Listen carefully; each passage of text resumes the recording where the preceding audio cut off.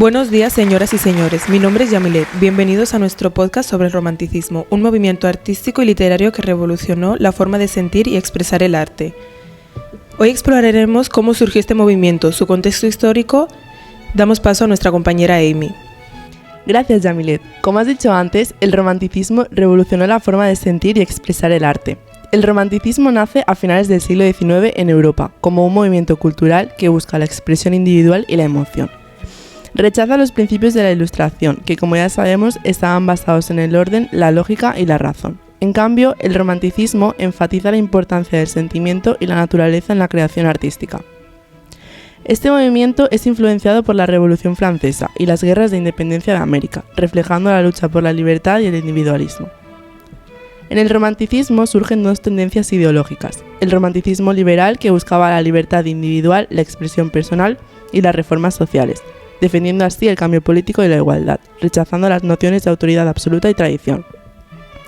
Autores importantes de esta tendencia son Lord Byron, que fue un poeta rebelde y aventurero, que es el símbolo del héroe romántico; Víctor Hugo, máximo exponente del romanticismo francés, con novelas como Los Miserables; Espronceda, que fue un poeta español con espíritu libertario, con su famosa canción del pirata; Larra, escritor y periodista español, crítico de la sociedad. Y la segunda tendencia ideológica es el romanticismo conservador, que a diferencia del romanticismo liberal, valora la tradición, la estabilidad y la fe en la autoridad. Se enfoca en la perseveración del pasado y la crítica de cambios sociales drásticos. Autores importantes de esta tendencia son Walter Scott, que fue el creador de la novela histórica, con obras como Ivanhoe; Chateaubriand, que fue un precursor del romanticismo francés y exaltó la religión y la naturaleza, con obras como René; Novalis, que fue un poeta místico alemán que buscaba la unión entre el arte y la espiritualidad; y Zorrilla, que fue el principal dramaturgo del romanticismo español, que con obras como Don Juan Tenorio. Ahora os dejo con mi compañera Melanie, que os explicará el famoso movimiento artístico llamado Sturm und Drang. Bueno, yo voy a hablar del Sturm und Drang. En Alemania, allá por el 1770, hubo un movimiento artístico que se llamaba Sturm und Drang, que significa en español tempestad y empuje. Surgió como respuesta contraria al aburrido neoclasicismo. Ellos buscaban el orden y la perfección, o sea, todo lo aburrido. En cambio, el Sturm und Drang puso en el centro a la naturaleza, los sentimientos intensos y el individualismo. Los autores de este movimiento que destacaron más fueron Goethe y Schiller. Goethe escribió Las desventuras del joven Werther, que bueno, es un drama contado en cartas, que habla de un chico que vivía un amor que no era correspondido y era muy pesimista, o sea que lo veía todo fatal y estaba súper triste porque no podía estar con la chica que le gustaba. Esta obra hizo que mucha gente comenzara a suicidarse, algo que, bueno, como sabéis, es muy romántico. Schiller nos dio Los bandidos, que habla más como de la política y narra la historia de dos hermanos que peleaban por la herencia que dejó su padre. Otra obra muy icónica es El caminante sobre el mar de nubes, un cuadro muy famoso pintado por Caspar David Friedrich. En él se ve a un hombre en la cima de una montaña observando un paisaje pues de montañas, así de un pueblo, y está todo rodeado de nubes, y el cuadro representa el individualismo y la naturaleza, que eran temas principales de este movimiento. El irracionalismo. En el romanticismo es una corriente que se opone a la idea de que todo debe ser entendido solo con lógica y razón. En lugar de eso resalta la importancia de las emociones, los instintos y los sentimientos humanos. Defiende la intuición y lo que sentimos de manera natural. Son mejores guías para comprender la vida. Los románticos tienen distintas formas de ver la religión. Algunos buscan lo divino en la naturaleza, creyendo que la espiritualidad está en el mundo que nos rodea. Otros, en cambio, son más críticos y no confían tanto en las intuiciones religiosas. En general, lo que buscan es una conexión personal con lo espiritual, más allá de las creencias. En el romanticismo, muchos artistas y escritores rechazaban la realidad porque la consideraban insatisfactoria. Para evadirse, creaban mundos idealizados llenos de belleza y fantasía, reflejando su deseo de escapar de los problemas de su época. Manifestaciones de resistencia romántica a la realidad. Deseo de evasión.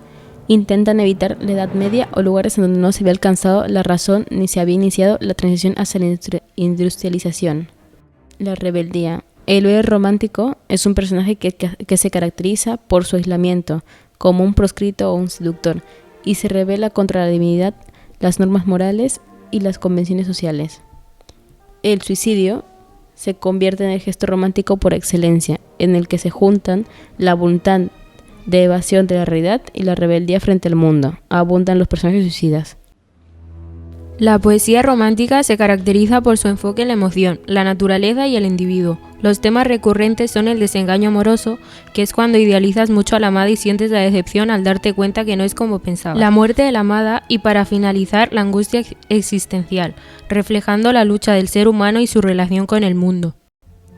Ahora yo os voy a hablar rápidamente sobre la lírica inglesa.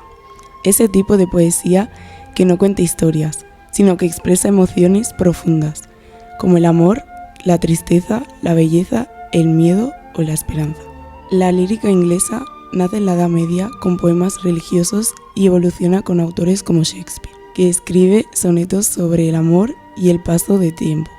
En el romanticismo, poetas como Keats y Byron exploran la naturaleza y los sentimientos con mucha intensidad. Ya en el siglo XX, con Thomas Eliot o Winston Auden, la lírica se vuelve más moderna, incluso existencial. Lo interesante es que, aunque cambia con el tiempo, siempre mantiene algo en común, su capacidad de conectar con lo que sentimos. Así que sí, la lírica inglesa es emoción hecha palabra, pura alma en verso. Ahora continuará mi compañera. Yo os hablaré sobre unos autores de Italia y Francia. Primero hablaremos de Giacomo Leopardi, que este era un autor italiano, figura sobresaliente de la lírica italiana. Aborda temas como la soledad, el sufrimiento humano, desencanto vital, que sería amargura, profundo desencanto, y el amor no correspondido.